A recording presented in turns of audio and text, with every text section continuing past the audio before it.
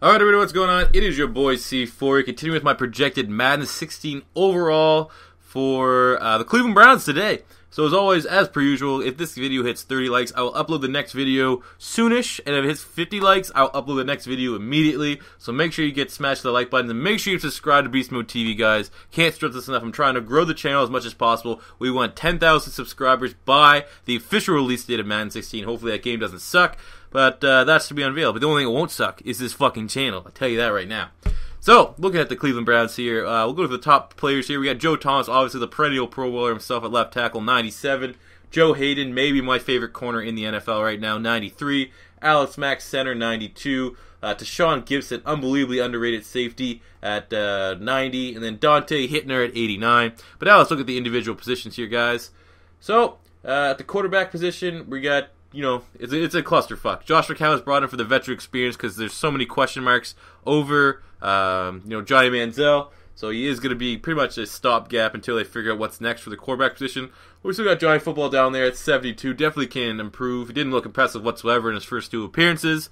But as a Cleveland Browns fan, you can only hope. I was a big Johnny Manziel fan coming out of college. I still think and hope he does well. He seems to be trying to get his life on track. So hopefully he gets a fair shot next year. Now again, the running back position, again, just kind of a log jam here. We'll look at the bottom. Obviously, they drafted rookie Duke Johnson out of Miami. I'm a big fan of Duke Johnson. Thinks he brings a great change of pace to any backfield. But I was like, what? Don't they have Crowell and West? The Crow and West, since they're already two out at running back? Why add three? That was an issue last year. None of the running backs could get rid of them because he tried to use so many different ones because they had... I can't remember who the other running back was, but he used to play for the Houston Texans. Anyways...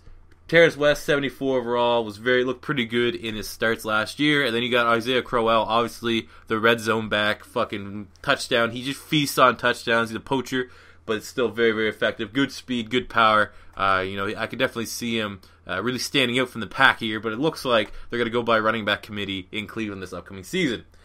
Fullback, you got Sean Drow, pretty much a nobody, 67. Wide receiver, Josh Gordon, 87. Again, isn't he out? He's all out of next year. Still have to give him 87 because of his freakish production would incredibly limit quarterback play in Cleveland. But, I mean, I don't know. Is this guy ever going to see another snap in the NFL?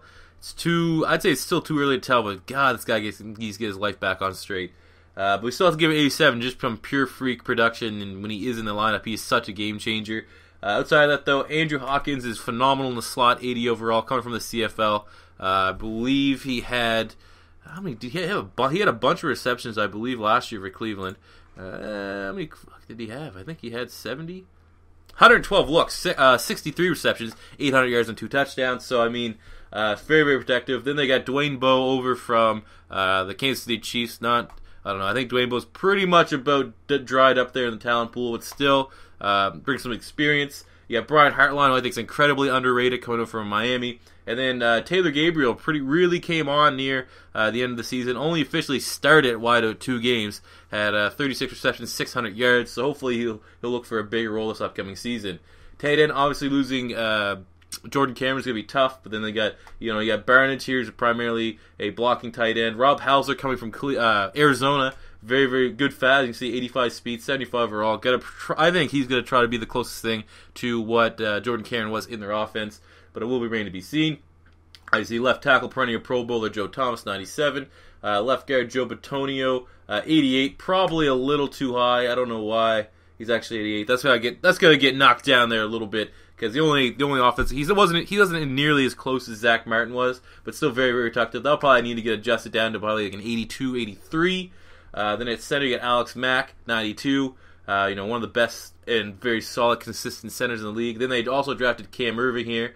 He's pretty much versatile. I think he's best set for a center in the NFL, but he can also play.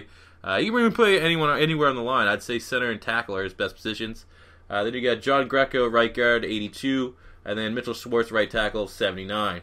Now looking on the defensive side of the ball, they got John Hughes here. John Hughes, we gave him a 79 overall last season. I think he had a couple sacks. Did he? Didn't he have a couple sacks? John Hughes? I'm not gonna lie. I have no fucking idea who this guy is. So I pretty much just judged based off what other people are saying around the internets for him. Then on right, actually I think he might have came from another team. John Hughes doesn't sound like he was on the Cleveland last year. Anyways, right end you got Desmond Bryant, who, 5 sacks last year, very, very productive. These are the kind of guys that are going to need to step up in the wake of Jamal Sheard moving on to the New England Patriots. They're going to need to find their sacks and get their quarterback pressure somewhere. Obviously, Paul Kruger and guys like Desmond Bryant are going to need to step up. They also got Randy Starks, former Miami Dolphin here, another good depth lineman. Some experience as well. Then at the nose tackle position, obviously, this is where I wasn't too sure. Like I said, Cleveland. It's Cleveland.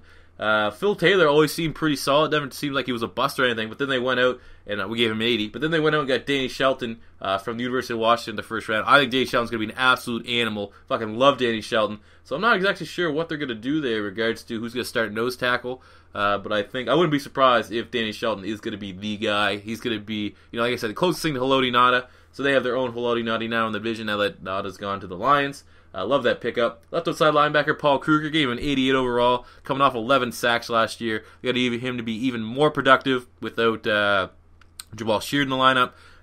So I think they're going to be relying a lot of their pass rush and their pass rush production on Paul Kruger this upcoming season. Really going to probably hope that BARKEVIOUS MINGO makes the jump, but that's to be seen. I just remember he's built like a schoolgirl. Then you got Karlos Dansby in the middle, 87 overall. Had almost 100 tackles last year, 3 sacks.